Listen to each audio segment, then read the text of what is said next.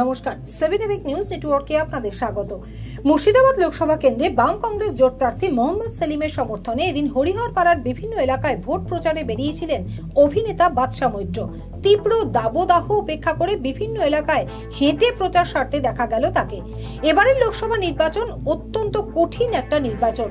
জাতি, ধর্ম, বর্ণ নয়, সম্মানের সাথে বাঁচতে কিসের ভিত্তিতে ভোট দেওয়া উচিত ভেবে তবে ভোট দিন। প্রচার শেষে সাংবাদিকদের মুখোমুখি হয়ে জানালেন অভিনেতা বাদশা মৈত্র। এবারের নির্বাচনটা তো কঠিন একটা নির্বাচন, মানে দেশ বলুন, রাজ্য বলুন, কোন দিকে যাবে সেটা ঠিক হবে এবারে নির্বাচনে। তাই আমার বিষয় একটাই, বাম কংগ্রেসেরই জোটটাকে আমি অন্তর থেকে সমর্থন করছি এবং গোটা দেশের নজর থাকবে এই জেলার ওপরে। দুজন হেভিওয়েট প্রার্থী, অধীর চৌধুরী, মোহাম্মদ সেলিম, দুজন হেভিওয়েট প্রার্থী যখন কাঁধে কাঁধ দিয়ে লড়াই করবেন এবং তারা আগামী দিন লোকসভায় একসঙ্গে ডিবেট করবেন, এই জেলা ভারতবর্ষের নিরিখে একটা অন্য জায়গায় পৌঁছে যাবে। তাই আমি তাদের সমর্থনে, তাদের প্রচারে এখানে এসেছি। আমি চাই সাধারণ মানুষ তাদের অভিজ্ঞতা দিয়ে বিচার করে ভোটটা তাদের দিক।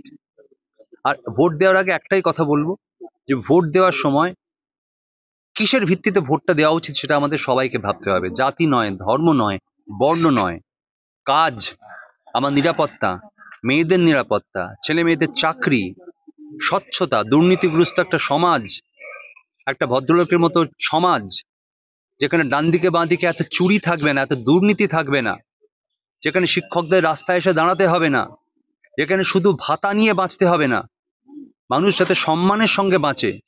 আমাদের বড় বড় নেতারা, তাদের তো আমাদের লোকসভায় 80% ওপর মানুষরা করোড়পতি, তাঁরা কোটি টাকা নিয়ে বাঁচবেন, আর আমার রাজ্যের, আমার দেশের গরিব মানুষ শুধু 500 টাকা, 1000 টাকা নিয়ে বাঁচবেন। এটা কারো মানুষের জীবন হতে পারে? হতে পারে না। এই জীবনটা পাল্টাতে গেলে সরকারগুলো পাল্টাতে হবে। এটা রাজনীতির বিষয় নয়, এটা দলের বিষয় নয়। আমার এই ভোটের সঙ্গে আমার ভালো থাকা, আপনার ভালো থাকা জড়িয়ে আছে।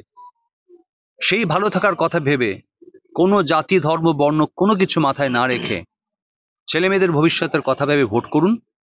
আমার অবশ্যই সমর্থন মুর্শিদাবাদ কেন্দ্রের বাম কংগ্রেসের জোট। এখানে মোহাম্মদ সেলিম, বহরমপুর অধীর চৌধুরী। মোহাম্মদ সেলিমকে কেন ভোট দেবে? আমি তো এখানকার নয়। মোহাম্মদ সেলিম লোকসভায় ওনার এই দীর্ঘ রাজনৈতিক জীবনে ওনার যে ভূমিকা আছে, সেই ভূমিকা দিয়ে গোটা দেশের মানুষ তার কাছে স্পষ্ট যে আগামী দিন তিনি লোকসভায় গেলে কি ভূমিকা আবার পালন করবেন।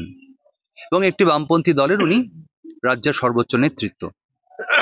এইরকম একটি মানুষ, সে কতটা রেসপন্সিবল হতে পারে সে তার অতীত জীবন দিয়ে প্রমাণ দিয়েছেন। আগামী দিনে এই মুর্শিদাবাদ, আমি মুর্শিদাবাদ জেলার ছেলে, আমরা একটা পিছিয়ে পড়া জেলা বলি, এই জেলাটা আরো অনেক বেশি, মানে বলছি তো গোটা ভারতবর্ষ তাকিয়ে আছে যখন এই দুটো প্রার্থী একসঙ্গে লড়ছে এবং লোকসভায় ডিবেট করবেন। তার এইরকম দুটো প্রার্থী, আমি বলবো মুর্শিদাবাদ জেলার একজন মানুষ হিসেবে আমাদের কাছে খুব এটা আনন্দের, খুব গর্বের যে আমার জেলাতে আমি এরকম প্রার্থীদের একসঙ্গে পেয়েছি। আচ্ছা, আপনি তো একজন শিল্পী মানুষ, শিল্পী মানুষে এই যে সেলিমের ভোট প্রচারে কেন, কি কাজে? আমি দীর্ঘদিন ধরে, ভোট প্রচারটা একটা পার্ট, আমি সারা বছর ধরে নানা সামাজিক ইস্যুতে এবং রাজনৈতিক ইস্যুতে আমার মত খুব খোলাখুলি প্রকাশ করি। আমি মনে করি একজন শিল্পী, যথার্থ শিল্পী, সে রাজনৈতিক এবং সামাজিকভাবে সচেতন হওয়া তার দায়িত্ব, তার কর্তব্য। অনেকেই আছেন সচেতন কিন্তু প্রকাশ করতে ভয় পান, অথবা অন্য কোনো কারণ থাকতে পারে। আমি মনে করি যে এত এত মানুষ যারা আমার দর্শক, যারা প্রত্যেকদিন আমাকে টেলিভিশনে দেখেন, সিনেমায় দেখেন, যারা আমাকে এতটা ভালোবাসা দিয়েছেন, আমারও কিছু দায় আছে তাদেরকে সত্যি কথাটা বলার, যেটা আমি বুঝতে পারছি।